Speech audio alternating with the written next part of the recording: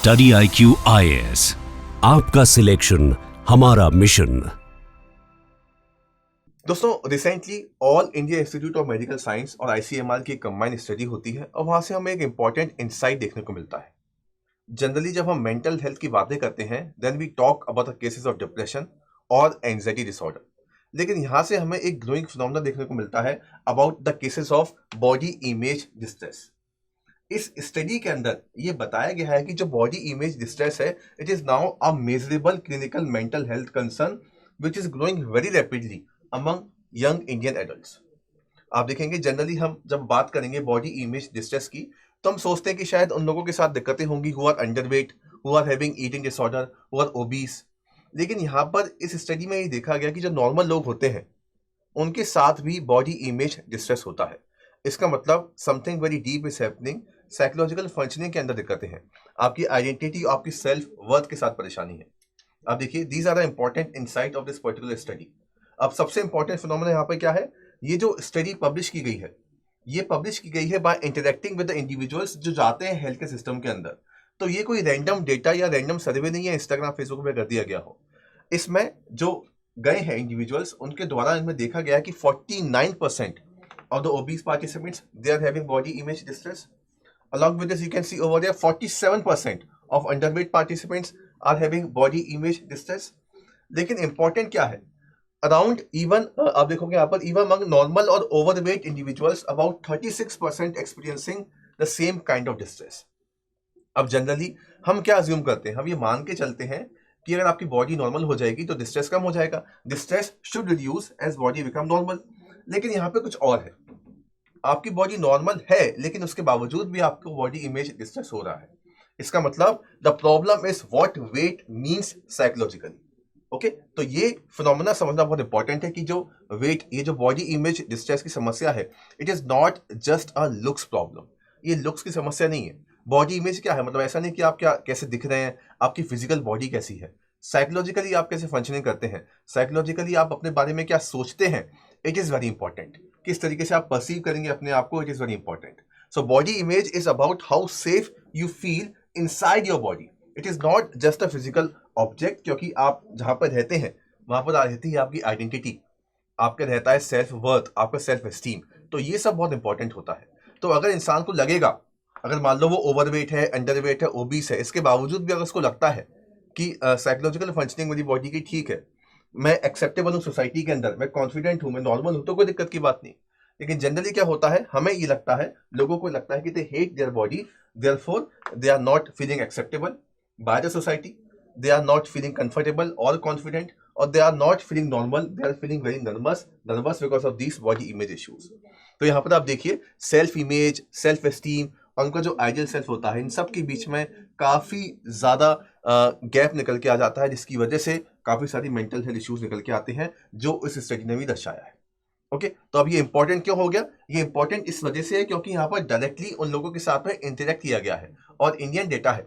These are the young Indian adults who are visiting hospitals, people already interacting with the health care system, उनके द्वारा ये data देखा गया है।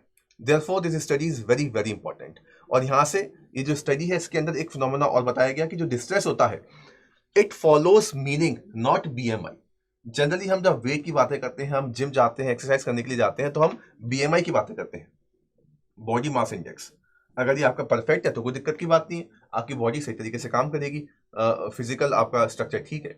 लेकिन यहाँ पे क्या देखा गया कि डिस्ट्रेस इस वजह से नहीं आएगा कि आपका BMI ऊपर नीचे है, डिस्ट्रेस इस वजह से आएगा क्योंकि आपको पता नहीं है कि आपकी जिंदगी का मीनिंग क्या है। So the human mind does not calculate BMI chart, ये BMI नहीं देखेगा। हमारा माइंड ये देखता है कि हम अपने आप में कितना खुश हैं, हमारी वर्थ क्या है, हम अगर अपने आप को किसी से कंपेयर करते हैं तो कैसा महसूस करते हैं, हम अपने आप को कैसे जज करते हैं, हमारा सेल्फ एस्टीम, हमारी सेल्फ इमेज क्या होती है। So this is very important, this is the human tendency. हम कंपेयर करेंगे अपने आप को और उस वजह से हो सकता है शेम भी निकल के आए, हो सकता है कि हमारी एक्सपेक्टेशंस बहुत ज़्यादा हों और उस वजह से हम काम नहीं कर पा रहे हैं। सो दैट इज़ वाई ये बताया गया है इस स्टडी के अंदर कि BMI is not the complete predictor of suffering. अगर सफरिंग है तो उसके लिए आप BMI को चेक मत कीजिए। सफरिंग के लिए क्या है, आपको मीनिंग देखना पड़ेगा, आप क्या सोचते हैं। ओके, आप किस तरीके से अपनी ज़िंदगी को इंटरप्रेट करेंगे, कैसे सोचेंगे उसके बारे में।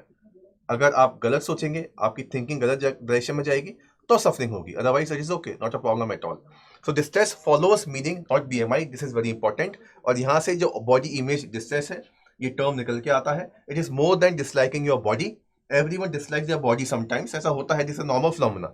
लेकिन इसके अलावा आप क्या सोचते हैं अपने बारे में, आपके अंदर किस तरीके के इमोशंस जाते हैं, आप क्या थिंकिंग कैसे अवॉइड करते हैं या कैसे सोचेंगे, किस तरीके के लोगों के साथ में रहेंगे, ओके, इमोशंस किस तरीके के रहते हैं आपकी बॉडी के अंदर, आपके माइंड के अंदर, this is very very important. तो ये बहुत इंपॉर्टेंट इंसाइट हमें यहाँ से इस स्टडी के अंदर देखने को मिलता है। अब जनरली हम कुछ फिनोमेना देखने की कोशिश करें कि ऐसा होता क्यों है। देखिए, सबसे पहला मैकेनिज्म अगर हम देखने की कोशिश करें, दैट इज अ स्टिग्मा। अब देखिए होता क्या है, सब लोगों की अलग अलग बॉडीज है, लेकिन आपको देखेंगे शेम और गिल्ट का जो तरीका है वो आपको सेम तरीके का देखने को मिलेगा। Okay, same psychological effect, chronic social evaluation. तो होता क्या है कि हमारी जो बॉडी है कांस्टेंट तरीके से अपने आप को कंपेयर करती रहती है। Okay, so we are continuously comparing and judging. Okay, हम लेबल करते हैं अपनी बॉडीज को दूसरों की बॉडीज को। जैसे मान लीजिए फॉर एग्जांपल कोई ओबीस है तो हमने उसको जज कर दिया कि वो लेजी होगा, अंडरवेट है तो हमने उसको जज करना शुरू कर दिया। तो ये जजमेंट है, ये जो ऑटोमेटिक जजमेंट होता है ये हम लगातार बेसिस पे करते रहते हैं। अब ये हमारे ऊपर है कि हम उस जजमेंट को कैसे परसीव करें। अगर कोई इंसान हमारे बारे में कुछ कहता है तो हम उसे कैसे परसीव कर रहे हैं, उसके बेसिस पर आपका जो मेंटल हेल्थ का जो लेवल है वो चेक किया जाता है। तो नर्वस सिस्टम हमेशा अलर्ट है क्योंकि आपको लगता है कि हमेशा मुझे देखा जा रहा है, हमेशा मुझे जज किया जा रहा है। This is the brain survival mechanism. आप कहीं पे घूमने के लिए जाते हैं, अगर किसी ने आपको एक कमेंट पास कर दिया तो आप हमेशा उसके बारे में सोचेंगे, लेकिन कॉम्प्लीमेंट पास किया तो हो सकता है कि आप उसको भूल जाओ। ओके, किसी ने आपको बोला कि आप बहुत अच्छा कर रहे हैं तो आप भूल जाओगे घर पे जाके। लेकिन अगर किसी ने आपको बोला कि आपके बाल ठीक नहीं है, आपके कपड़े ठीक नहीं है, तो आप सोचोगे उसके बारे में क्योंकि आपका ब्रेन सर्वाइवल मोड में आ चुका है। This is what happening in this particular case. तो अपने ब्रेन में अपने माइंड को किस तरीके से आपको परसीव करना है उन चीज़ों को, ये सब कुछ समझना बहुत इंपॉर्टेंट होता है। ये लेबलिंग को आप कैसे इंटरप्रेट कर रहे हैं, अगर आपको फर्क पड़ेगा तो definitely it will create the feeling of shame और गिल्ट। अगर आप नहीं करेंगे उस तरीके से interpret, then it is perfectly alright, not a problem. इसके अलावा आप देखिए, जैसा कि हमने बात भी की थी पहले के लेक्चर्स के अंदर, social media 24/7 you are expose to social media, तो एक डिजिटल मिरर बन चुका है। Social media does not create insecurity but it never lets insecurity rest.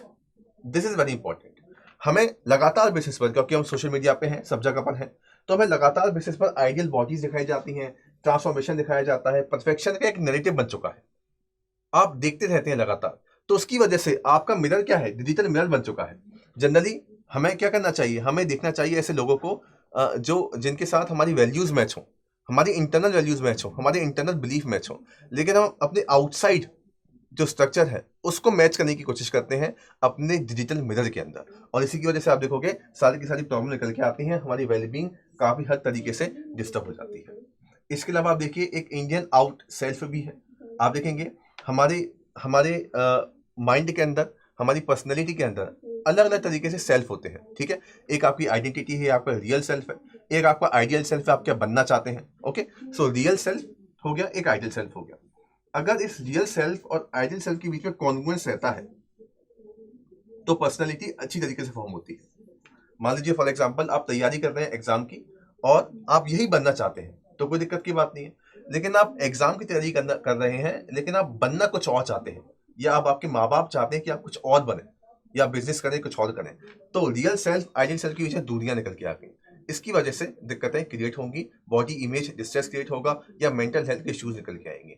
So what you are versus who you are expected to be, ये इनमें congruence और similarity होना बहुत इंपॉर्टेंट है। अब जैसे हम इंडियन कल्चर की बात करें तो लगातार तरीके से आप देखो family comment, marriage expectations, relative opinions, ये सब इन्फ्लुएंस करती हैं हमारी बॉडी इमेज को, कैसा हमें दिखना है, कोई कमेंट करेगा, एक्सपेक्टेशंस क्या है, शादियों में ऐसा दिखना है, रिलेटिव क्या बोलेंगे, तो ये लगातार होता रहता है। और इसी की वजह से when body feels the out standard, out यानी कि समाज जो चाहता है जैसा आप बनो, अगर आप उसे फेल हो जाते हो तो आपके अंदर शेम और आपके अंदर गिल्ट निकल के आता है। Okay, so it is shame the most corrosive emotion psychologically, ठीक है। गिल्ट भी होगा, शेम भी होगा। कभी आपको लगेगा कि मैं बिल्कुल गलत हूँ, मेरे साथ बिल्कुल गलत हो रहा है, ऐसा मुझे नहीं करना चाहिए, मेरा शरीर गलत है, मेरी बॉडी गलत है। तो ये सारा का सारा जो गिल्ट और शेम होता है, आप इसकी साइकिल में फंसे हुए चले जाते हो। So these are some of the important reasons जिसकी वजह से बॉडी इमेज डिस्ट्रेस इतना राइज कर रहा है। और यहाँ पे अगेन सबसे इंपॉर्टेंट फिनोमेना अगर आप समझने की कोशिश करें, सबसे इंपॉर्टेंट चीज क्या है? You should treat the mind, the body will follow. जिस तरीके से हम अपने माइंड को रखेंगे, हमारी मेंटल प्रोसेस को मेंटेन करके रखेंगे, अगर हम ऐसा सोचेंगे कि चलो ठीक है, कोई दिक्कत की बात नहीं है, हमारा सेल्फ एस्टीम इतना वीक नहीं है कि किसी के कहने पर हमें कुछ फर्क पड़ जाए, तो आपको कोई भी दिक्कतें निकल के नहीं आएंगी। तो ये जो स्टडी है ये बताने की कोशिश करती है कि body image distress is not ना vanity, it's a mental health. Mental health यानी कि आपकी मेंटल प्रोसेस यहाँ पर काम करती है। ओके, अगर आपको हेल्दी बॉडी बनानी है तो आपको साइकोलॉजिकल सही तरीके से सोचना पड़ेगा। आप किस तरीके से इवेंट को इंटरप्रेट करते हो, कैसे सोचते हो उनके बारे में, ये सब कुछ समझना बहुत इंपॉर्टेंट होता है। सो आई होप आपको ये लेक्चर समझ में आया होगा। इसी तरीके के ऑल लेक्चर्स को समझने के लिए आप हमारा फाउंडेशन बैच ज्वाइन कर सकते हैं। This batch is going to start from 9th of January, और इस वक्त आप देखेंगे सेल भी एक्टिव है इस बैच में, और जो इस कोड का इस्तेमाल करके आप मैक्सिमम डिस्काउंट भी अचीव कर सकते हैं। And this batch will completely cover all the topics of psychology subject, paper 1 and paper 2। तो अगर आपका इंटरेस्ट है इन सब चीज़ों को समझने में तो आप इस बैच को जरूर ज्वाइन कीजिए। इसके अलावा ऐसे ही और अपडेट के लिए do join this Telegram group. You can message me on this ID for any issue related to your preparation in UPSC और in psychology optional. Thank you very much. Study IQ IAS, आपका selection हमारा mission.